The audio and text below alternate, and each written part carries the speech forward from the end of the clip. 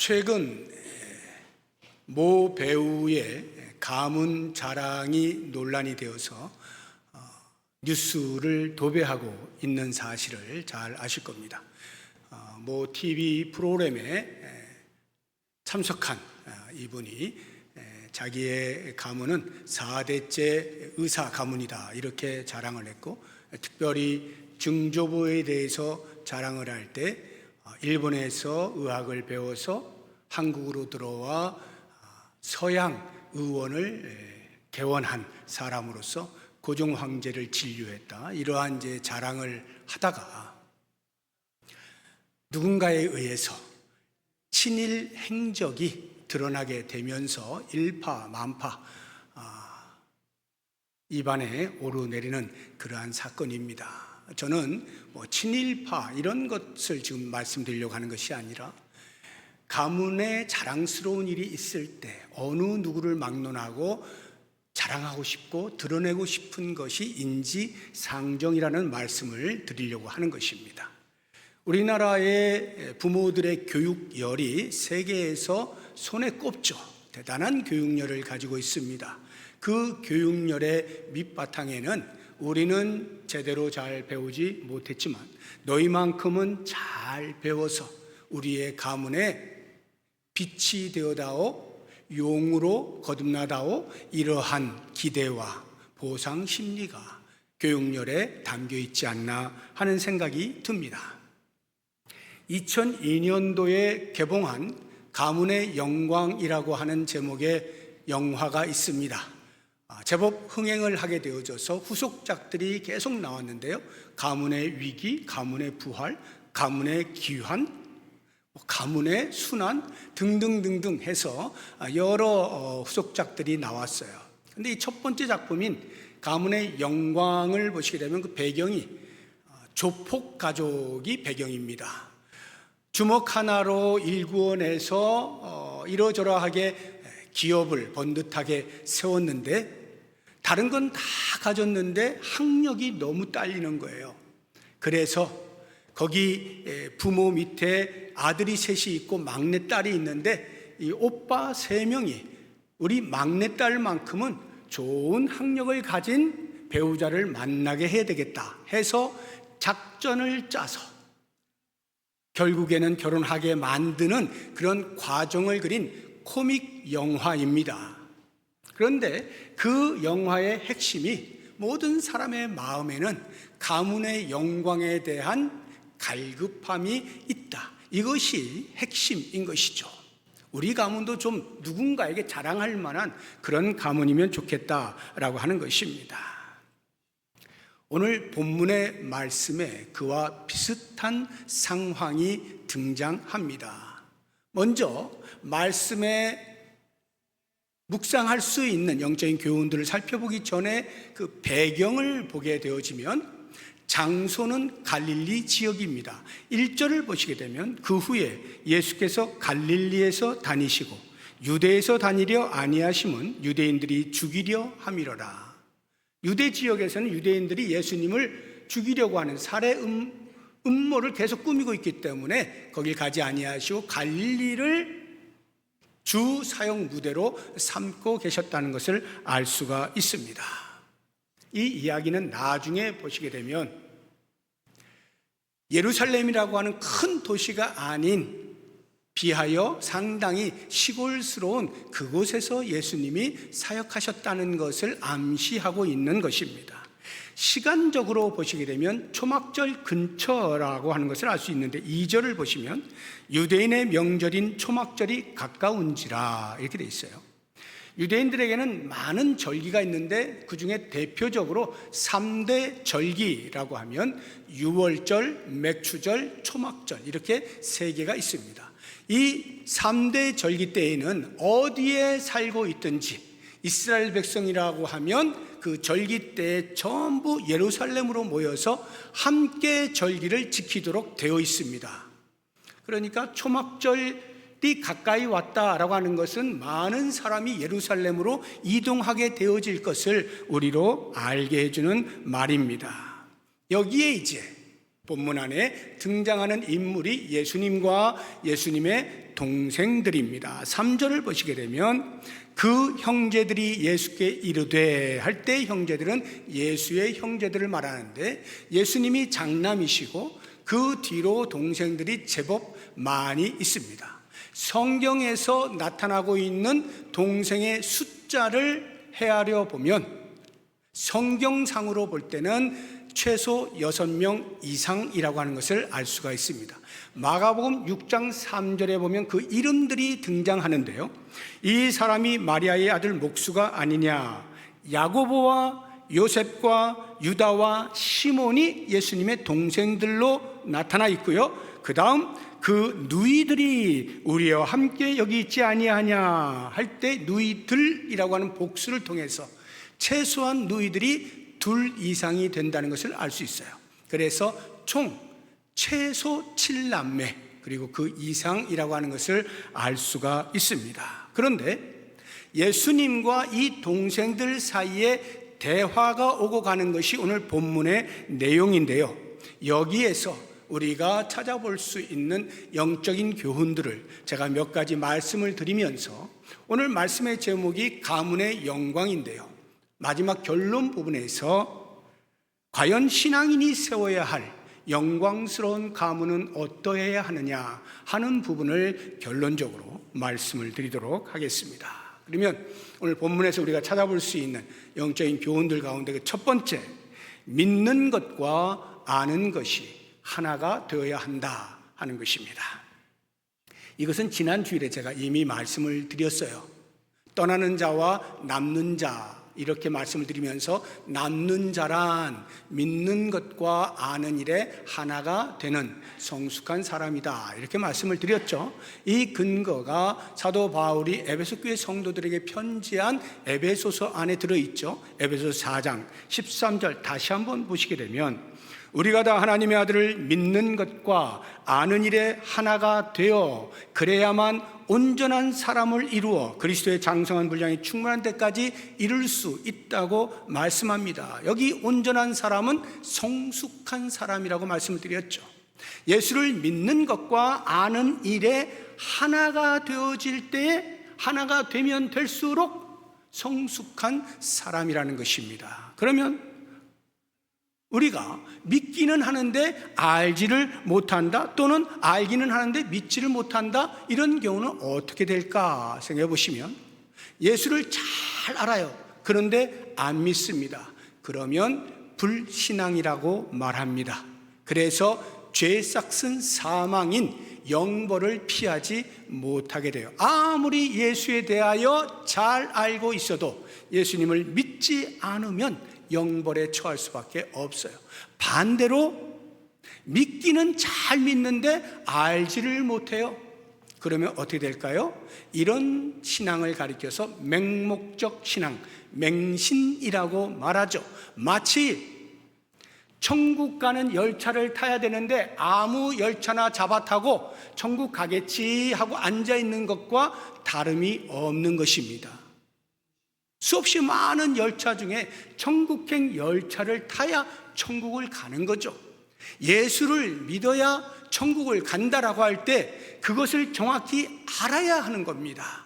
그냥 믿는다는 것은 아무 열차나 잡아 타고 천국 가겠지 뭐 라고 하는 것과 다르지 않은 것입니다.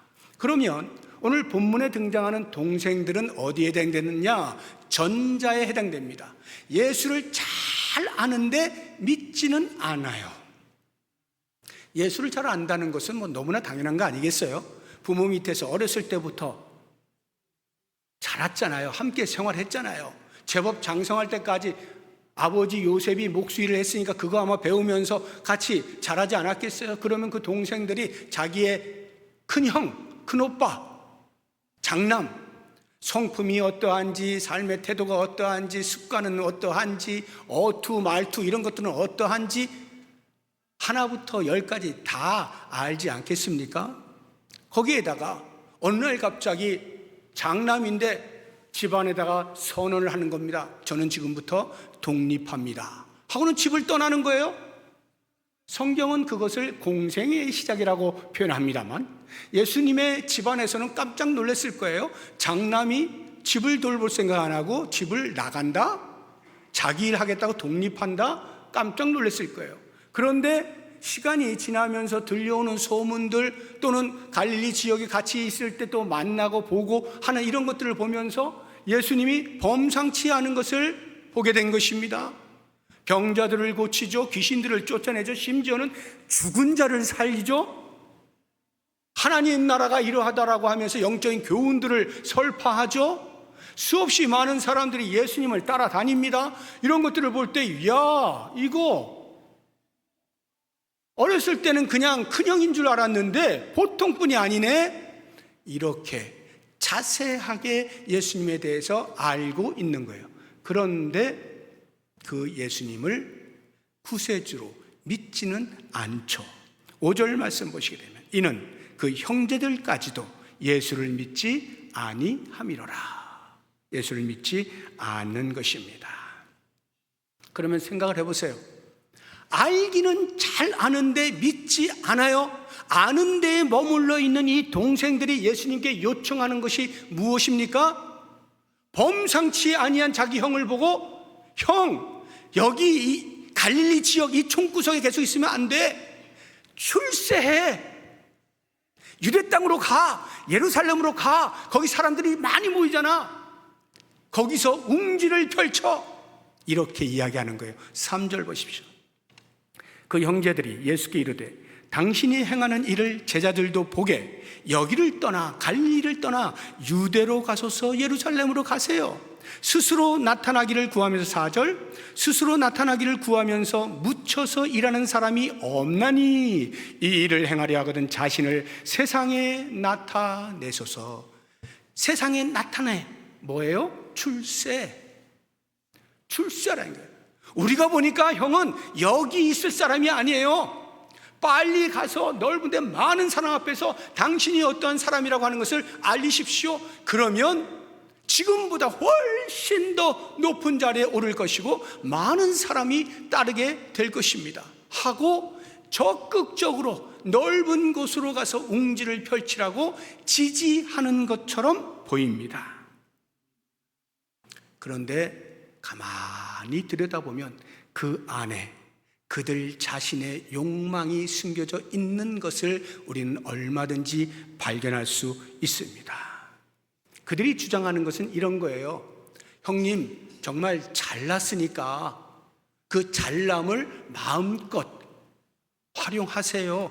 그것으로 그치는 것이 아니라 당신이 지금 여기 있을 사람이 아니고 거기 가서 갈릴리 출신의 나사렛 출신의 사람이 어떻게 개천에서 용이 나는지를 보여주세요. 그래서 우리의 가문도 우리의 집안도 여기에서 아무도 모르는 채 그냥 있는 것이 아니라 세상으로 드러나서 좀 떳떳하고 자랑스럽게 여길 수 있게 해주세요. 당신은 장남 아닙니까? 우리의 집안을 일으킬 가문의 영광을 위하여 책임이 있는 사람입니다. 이 얘기를 하는 거거든요. 그러면 거기에 덩달아 어떻게 되겠어요? 자기들도 같이 가문이 영광스러워지면 내놓으라 하면서 우리 형이 이런 사람이야 하고 자랑스러워할 수 있잖아요. 바로 그와 같은 인간의 욕망이 그 속에 들어있는 표현인 거죠. 저는 이 말씀을 묵상하면서 예수님을 잘 아는 예수님의 동생들인데 정작 예수님을 구세주로 믿지는 않고 있는 이 아이러니, 이것이 오늘날 우리들의 삶에도 얼마든지 있을 수 있겠구나. 우리가 신앙생활을 잘해요. 우리의 자녀들도 교회에 나오게 해서 말씀을 배우게 합니다. 열심을 다해서 신앙생활을 하게 해요. 그런데 그러한 종교적 환경이 그 안에 들어있는 모든 사람, 머물러 있는 모든 사람을 전국 시민으로 완벽하게 안전하게 보장해 주는 것은 아니라는 것입니다. 물론 우리도 마찬가지고 우리의 자녀도 마찬가지고 교회에 나와야 말씀을 듣잖아요. 그러니까 말씀을 들어야 믿음이 생기잖아요. 그러니까 나오는 것부터 시작하는 건 맞습니다. 그런데 제가 지금 초점을 맞추는 것은 그렇게 나와서 말씀을 듣고 모든 행사들을 하고 활동을 하고 봉사를 하고 한다 하더라도 그것이 천국행을 보장하는 것은 아니라는 말이에요. 안심해서는 안 된다는 것입니다. 끊임없이 점검을 해야 되는 거예요. 우리의 신앙도 점검을 해야 돼요. 나 스스로를 보면서 내가 과연 예수를 마음으로 믿어 입으로 시인하고 있는가 확인해야 되는 거예요. 점검을 끝없이 하는 겁니다.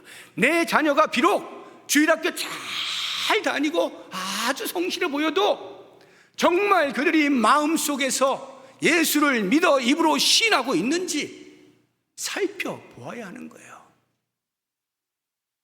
마치 예수의 동생들이 얼마나 오랜 세월 예수님과 함께 생활했음에도 불구하고 예수님을 믿지 않을 수 있다는 이 가능성이 우리에게는 설마 없겠지라고 안심하시면 안 된다는 거예요. 점검하고 또 점검할 필요가 있습니다. 우리가 마음으로 믿어 입으로 시인하게 되어지는 것은요, 이 종교적 환경이 그렇게 만들어주는 것이 아니라 성령의 역사를 통하여 예수가 그리스도임을 고백하도록 하나님의 은혜가 임할 때 가능하게 되어지는 거예요. 바로 이 사실을 위하여서 엎드리고 또 엎드리고 우리의 자녀를 위하여 끊임없이 기도해야 하는 거예요. 두 번째, 오늘 본문의 말씀을 통해서 우리가 찾아볼 수 있는 영적인 교훈은 사람의 요구가 아닌 하나님의 뜻에 따라 움직여야 한다 하는 것입니다. 예수님께서 동생들로부터 강력한 요청을 들었어요. 어떻게 반응하셨을까요? 그냥 가서서 출세하세요 이게 아니라 가문의 영광을 위하여 당신은 책임이 있으니까 그 책임을 다하시오. 예수님이 알아들으셨겠죠. 그런 말을 들었을 때 예수님이 어떻게 반응했을까? 저 같으면 혹시 내가 갈 수 있을까? 난 싫은데 하더라도 가문의 책임이 있다는데 그것만 가지고라도 갈 수밖에 없는 어떤 상황이 있을 것 같아요. 그런데 예수님께서 보여주시는 반응은 상당히 냉정합니다. 6절을 보시면 예수께서 이르시되 내 때는 아직 이르지 아니하였다. 무슨 말이에요? 안 가, 이 말입니다. 난 안 가, 거절하는 거죠. 아주 냉정하죠. 근데 그 뒤를 보시게 되면 너희 때는 늘 준비되어 있느니라. 나는 아직 내 때가 이르지 않아서 안 가는데 너희 때는 늘 준비되어 있어. 무슨 말이냐면 너희는 너희 마음대로 해도 돼. 올라가고 싶어? 가. 머물고 싶어? 그냥 있어. 너희는 어차피 너희의 마음대로 너희 시간을 사용하지 않니? 그러니 너희 마음대로 해. 나는 그렇지 않아. 이 말씀이거든요. 그러면 예수님이 말씀하신 내 때라고 하는 것이 언제를 이야기하는 것이냐? 우선 그 내 때의 의미는 예수님이 나의 때 이 말이 아니고 하나님께서 나에게 주신 계획의 때, 그러니까 정확히 말하면 하나님 아버지의 때를 말하는 것이고, 그 때가 이르지 아니하였다 할 때 그 때란 정확하게 십자가에서 죽으시는 대속의 때를 의미하는 거죠. 아직 이르지 아니하였다 하는 말씀을 통해 우리는 충분히 그렇게 추정해 볼 수 있겠죠. 6월절에서부터 초막절까지 이 6장에 나타나는 오병이어의 사건이 6월절 근처에 있었던 사건이거든요. 그리고 지금 이 사건은 초막절 근처니까 6월절부터 초막절까지 약 6개월이 공간이 있거든요. 그리고 그 다음 6월절 때 예수님이 십자가를 지시기 위해 올라가신 거니까 아직 예수님의 때, 십자가를 지실 때가 아닌 것이 분명한 것이죠. 그래서 우리는 예수님의 삶을 보게 되면요, 처음부터 끝까지 단 한 번도 예수님은 당신의 시간 스케줄을 따라서 움직여 보신 적이 없어요. 항상 아버지 하나님께서 어떤 계획을 가지고 계신지, 어떤 뜻을 가지고 계신지, 어떻게 나에게 때를 보여주시는지 그것에 따라서 움직이시는 삶을 살았던 것입니다. 아무리 주위에서 이런 말 저런 말 유혹하고 선동해도 움직이지 않으셔요. 그래서 우리가 이미 본 것처럼 오병이어의 사건 이후에 많은 사람들이 놀라잖아요. 우리의 왕으로 삼으면 좋겠다 싶어가지고 왕 삼으려고 우르르 몰려드는데 예수님께서 그 마음을 아시고 피신하시잖아요. 그리고는 오히려 기도의 자리에 나아가서 하나님의 계획과 뜻을 묻는 기도를 하시지 않습니까? 수없이 많은 사람들이 왕이여 왕이여 하는데 어찌 그것이 유혹이 되지 않겠어요? 어찌 그것이 흔들리지 않겠어요? 그러니까 예수님은 심지를 견고히 하기 위해서 기도의 자리를 찾으시는 거예요. 지금 동생들 역시 마찬가지입니다. 외치는 거예요. 당신은 충분한 자격이 있습니다. 출세할 수 있습니다. 이때가 적기입니다. 이렇게 이야기하는데 주변에서 그렇게 부추기는데 안 움직일 수 있습니까? 대부분의 정치가들이 처음부터 나 대통령 될 거야 하는 사람 몇 안 됩니다. 다 주변에서 당신 아니면 못해요. 당신만이 할 수 있어요. 이래가면서 그 부추김 속에서 나오는 경우가 대부분이거든요. 주변에서 부추기면 거절하는 거 쉽지 않아요. 그것도 내가 왕이라는데, 내가 출세할 수 있다는데 그런 말을 듣고 꿈쩍하지 않는다? 쉽지 않아요. 그런데 예수님은 꿈쩍하지 않으시죠. 왜? 하나님의 계획과 하나님의 뜻에 모든 초점을 맞추고 계시기 때문에 그런 것입니다. 그래서 우리는 하나님의 사람, 성도로서 이와 같은 영적인 분별력과 단호함을 갖추어 낼 수 있어야 되는 거예요. 과연 나는 하나님의 뜻, 하나님의 소리에 민감한가? 아니면 사람의 소리에 따라 움직이는가? 스스로 질문을 던져보시기 바랍니다. 하나님의 거룩한 일들을 감당하며 살아가는 우리의 인생에 있어서 과연 나는 어떠한 말들에 따라서 움직이고 있는가 살펴보십시오. 과연 예수님처럼 하나님께서 나에게 가지고 계신 계획이 무엇인가 깊이 묵상합니까?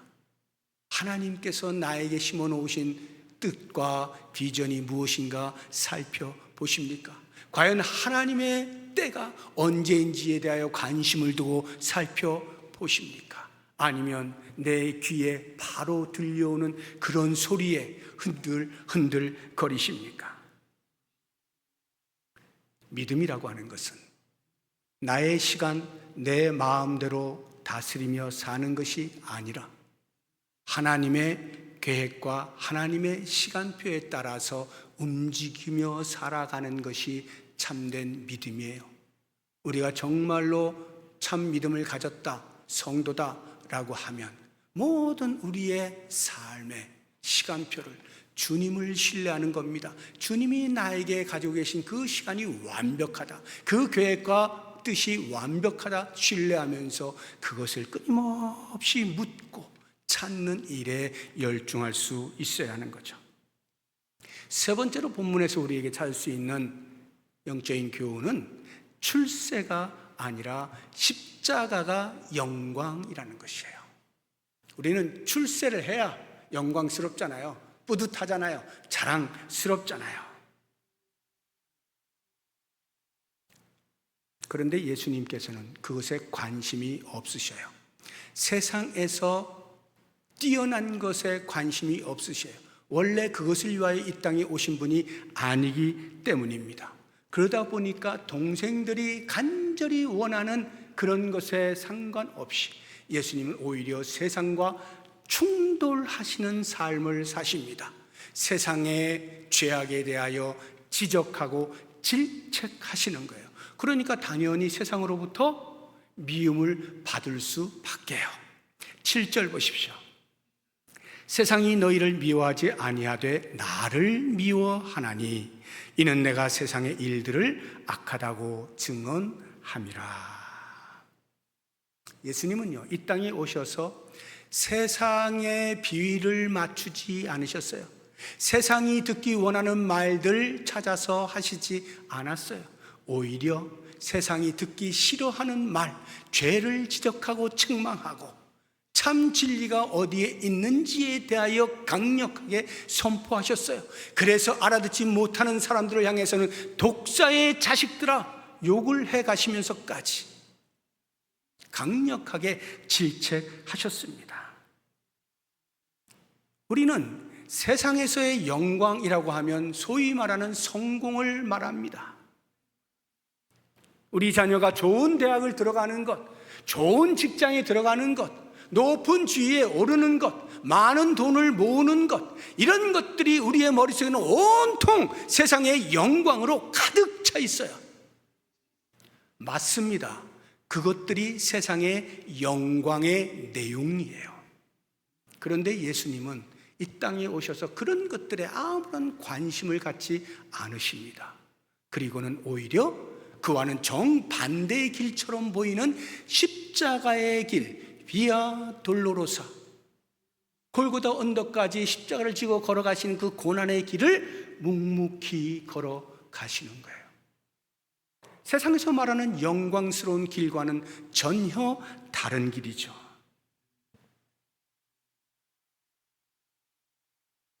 이러한 삶을 사시는 예수님, 십자가에서 죽으심으로 끝난 것 같지만 우리 하나님께서는 당신의 계획을 따라 철저하게 움직이신 예수님을 십자가의 죽으심으로 끝내지 아니하시고 3일 만에 다시 부활하게 하시고 영광스러운 자리에 올려주십니다. 이것이 사도 바울의 웅장한 설교예요. 빌립보서 2장을 보시게 되면 8절 이하에 사람의 모양으로 나타나사 자기를 낮추시고 죽기까지 복종하셨으니 곧 십자가에 죽으심이라. 자기 비하 천하게 된 거예요. 끝나지 않았어요. 그 다음을 보시면 놀라운 반전이 일어나요.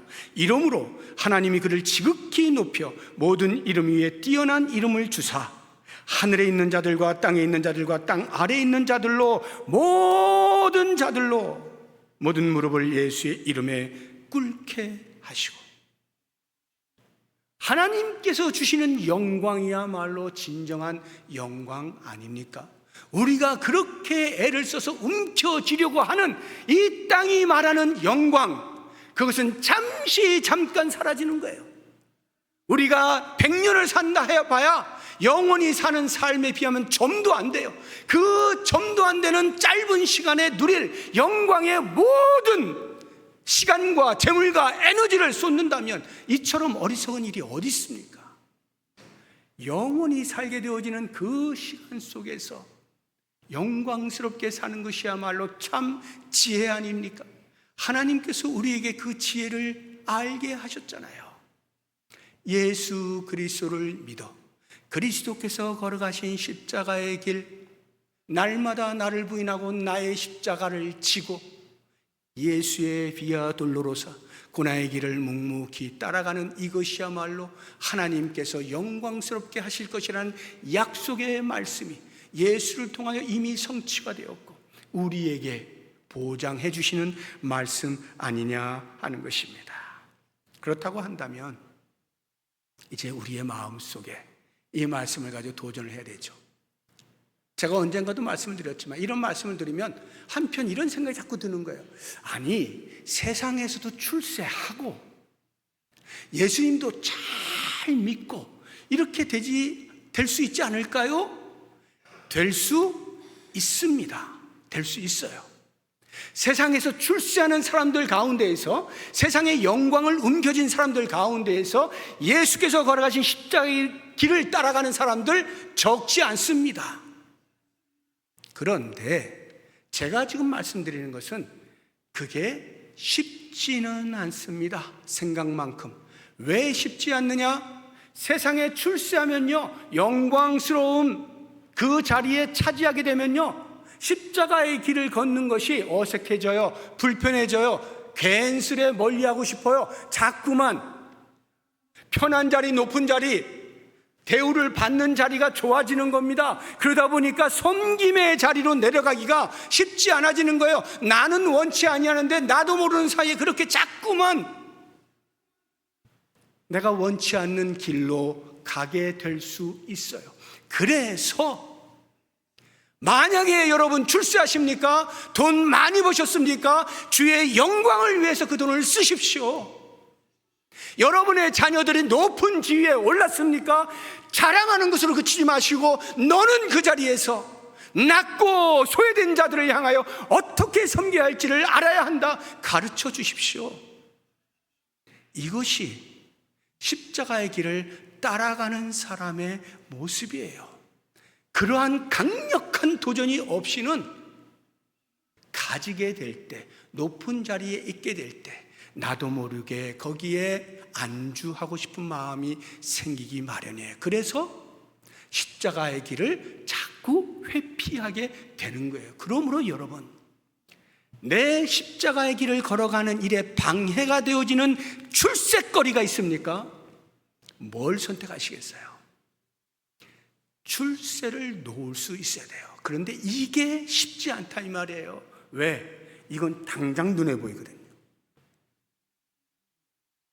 하나님께서 우리에게 영광스럽게 해주겠다는 그것은요, 눈에 탁 보이지 않아요. 깊은 묵상이 필요해요. 많은 시간이 필요해요. 하나님 기도하면서 묵상할 때야 비로소 하나님께서 나를 어떻게 영화롭게 하실 것인가에 대하여 감이 잡히기 시작하거든요.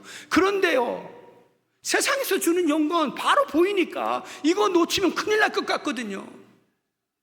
그래서 그냥 눈 딱 감고 맞바꾸는 거예요. 우리의 삶이 과연 무엇을 우선순위로 둬야 할지 잘 생각하시기 바랍니다. 그래서 이제 말씀을 종합해서 결론적으로 이 본문을 통해서 우리가 받아야 할 교훈은 믿음의 명문 가문을 세워라 하는 거예요. 믿음의 명문 가정을 세워라. 믿음의 명문 가문을 세워라. 참된 가문의 영광은 무엇일까? 믿음의 가문을 세우는 거예요. 가족, 식구 모두가 다 예수를 잘 믿는 거예요. 하나님을 잘 경외하는 거예요. 이것이야말로 진정한 가문의 영광입니다. 저는 궁금한 거예요. 예수님, 우리의 구세주 아니에요? 그런데 동생들이 안 믿어. 이거 어떻게 그 가정을 어떻게 평가해야 될 거예요? 과연 예수님의 가정은 복음화가 되었을까요? 성경을 보면 그렇다고 이야기를 하고 있어서 제가 안도의 한숨을 내쉽니다. 예수님의 제자 그 동생들, 처음에는 믿지 않고 자기의 욕심을 따라서 예수님에게 요청했던 그 사람들이 나중에 예수님이 부활하시고 부활의 주님을 만난 이후에 예수님께서 승천하실 때 제자들을 불러 모아놓고 너희는 이 성을 떠나지 말고 예루살렘 성을 떠나지 말고 함께 모여 기도하고 있어라. 성령이 강림하신다. 성령이 강림하시게 되면 그때부터 너희들은 본격적으로 나의 증인이 되어서 온 세상 땅끝까지 이르러 사명을 감당해라. 그래서 성령이 오시기까지 모여서 기도해라. 그래서 120명의 문도가 마가의 다락방에 모여서 열심히 기도하고 있지 않습니까? 바로 거기에 예수님의 동생들의 이름이 속해 있는 것을 보게 됩니다. 사도행전 1장 14절을 보시게 되면 여자들과 예수의 어머니 마리아와 예수의 아우들과 더불어 마음을 같이하여 오로지 기도에 힘쓰라. 사도들이요 120명의 문도들과 함께 기도하는 데 힘쓰고 있는데 거기에 예수님의 가족들이 같이 들어 있는 거예요. 그래서 성경을 보게 되면 놀랍게도 예수님의 동생들 가운데 2명이나 성경을 서술하는 저자가 됩니다. 우리가 알고 있는 신약의 저 뒷부분에 나오는 야고보서가 예수님의 동생 야고보가 저술한 거예요. 그 더 뒤에 나오는 유다서, 예수님의 동생인 유다가 저술한 거예요. 성경을 기록할 만큼 놀라운 변화가 일어난 거예요. 세상의 영광에 마음이 다 빼앗겨졌던 그들이 참으로 예수를 믿게 되어지면서 새로운 삶에 대한 도전을 받게 되어지고, 그렇구나, 내 인생은 그런 것으로 사는 인생이 아니로구나, 하나님께서 영광스러워할 그 자리, 복음을 전하며 생명을 살리는 이 일에 내 남은 삶을 살아야 되겠구나 하면서 완전히 바뀌어져서 야고보는 그 당시 예루살렘 교회의 기둥으로 사역을 감당하지 않았습니까? 저는 우리의 각 가정이 우리의 자녀들에게 무엇인가를 주기를 간절히 원하잖아요. 어떻게든지 뭔가를 주어서 그들이 좀 잘 살 수 있기를 바라고 있잖아요. 과연 그 주기를 원하는 것에 믿음이 있습니까? 다른 그 무엇에 우선하여 믿음을 유산으로 남겨야 되겠다는 강력한 의지가 있습니까? 저는 다른 거 하나도 주지 못한다 하더라도 설령 정말 예수를 믿는 믿음을 유산으로 온전히 남겨줄 수 있다고 하면 그 사람은 성공합니다. 하나님의 눈에 성공자로 살 수 있어요. 믿음의 유산, 이것은 말로 되는 게 아니죠. 예수 잘 믿어? 이걸로 끝나는 게 아니에요. 어떻게 사느냐 하는 삶으로 우리의 자녀들에게 보여줘야 되고 가르쳐 주어야 되죠. 그래서 우리의 자녀들이 나중에 부모를 회고할 때 어떠한 부모로 회고할까를 생각하십시오. 저는 제 부모님을 회고할 때 떠오르는 것들이 있어요. 과연 내 자녀들이 제가 죽고 나서 저를 회고할 때 어떠한 아버지로 회고할까에 대한 깊은 묵상이 있어요. 어떤 아버지가 되어야 할까? 저는 그들에게 돈을 풍성히 줄 수 있는 사람이 아닙니다. 사회적 지위가 높도록 제가 지원할 수 있는 그런 사회적 백그라운드가 있는 사람도 아닙니다. 줄 게 사실 별로 없어요. 그걸 우리의 자녀들이 너무 잘 알아요. 아무것도 줄 수 없는 아버지구나.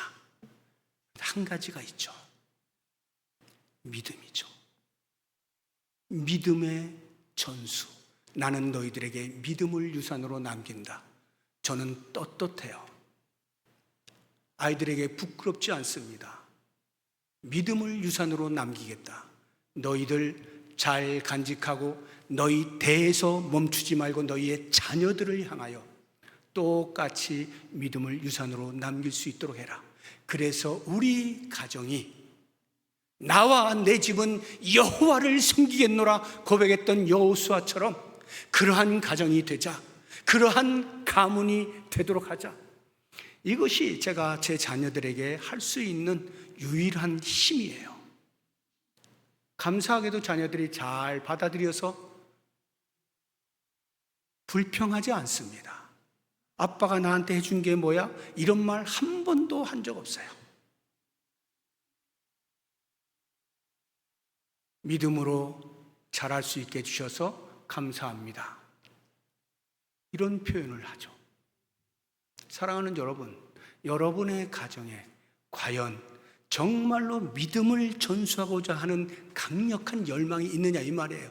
아이고 그래도 그건 지금 세상에서 잘 살 수 있도록 뭔가를 해줘야 되지.